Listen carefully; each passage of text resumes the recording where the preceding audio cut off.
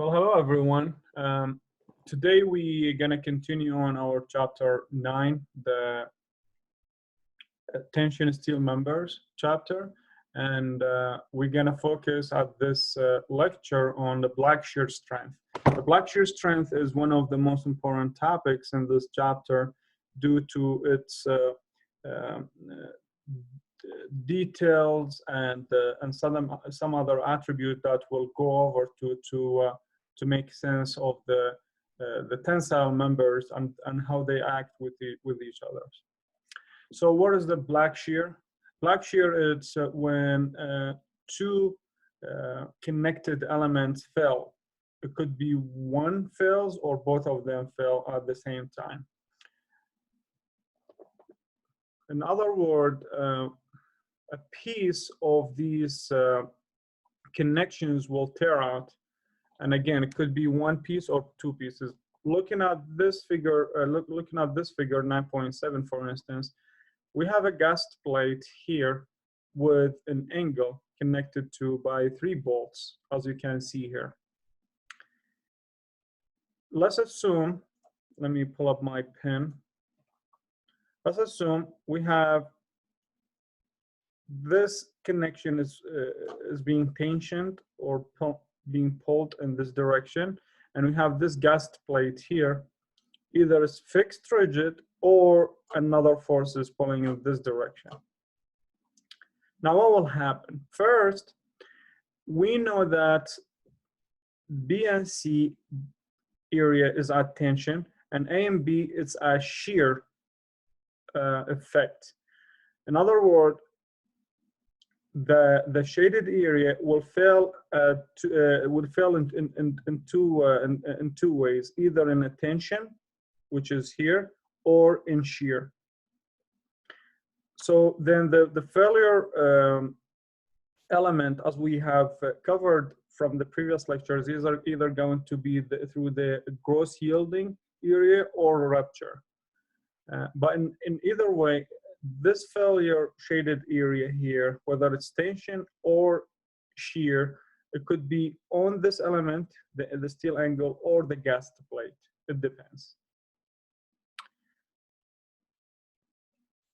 So here, if in a scenario where we have 3 bolts and 2 elements are connected and tensioned in both directions.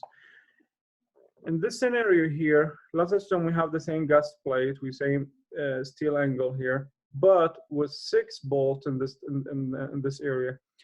So the kind of the scenario will be the same, but broader. In other words, B and C is the tension area, A and B and D and C are the shear. So these 2 elements could be failing either due to tension, or this side will fail, or this side will fail, or both. So the shaded area is the failing area, if you will. So we've talked about bolts. If the bolts are in 2 sides or in 1 side. Now let's look at the same scenario with gust plate and steel angle and welds. If this entire area is welded, so then your tension area will be the B and C. This is the tension area here, and the shear will be either B and A or C and D. So this is kind of an overview of how the failure works, whether it's due to tension or to rupture, or both. Could be both of them could happen in the same time. So again, just like we said, the tension or the shear failures contribute to the act or to the strength of the materials, and for that we have to kind of highlight it in an equation set. So we have Ru equals the phi-Rn, and the Ru or the phi-Rn is the resistance or the strength for the block, represented by 2 equations here. This is the first one,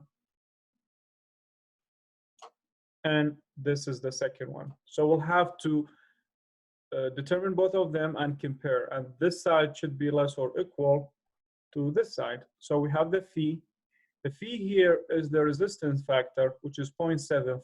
Now, if you guys remember, the phi from the previous chapter was the stress strain diagram for concrete, but for shear in steel, it's always 0.75. So you're just gonna have to remember this.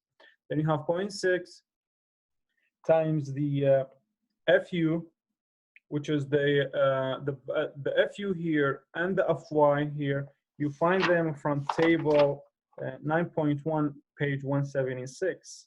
If you guys remember, we said if according to the classification of the ASTM, if the FY is given or the FU is given, then you can pull up the second value from the table. So the FU and the FY, you always find them from table 9.1. Then you have the A and V, which is the net area subjected to shear. Then you have the shear lag. Excuse me, if you remember the shear lag we've talked about, this is the same shear lag, but different values. So you have, if the tensile stress is uniform, then your shear lag is always 1. But if it's non-uniform, there's always 0.5. So it's pretty straightforward, right? Then you have the same FU times the A and T, which is the net area subjected to tension. So then once you finish and determine this side, you go to the other side and you go through the same thing. The only thing difference is this value here versus this value here. So this one here is the gross area along the shear surface. This area here is the net area subjected to shear, but the rest of the variables are the same. So with that, I will stop at here and continue on this example here to understand the whole scenario.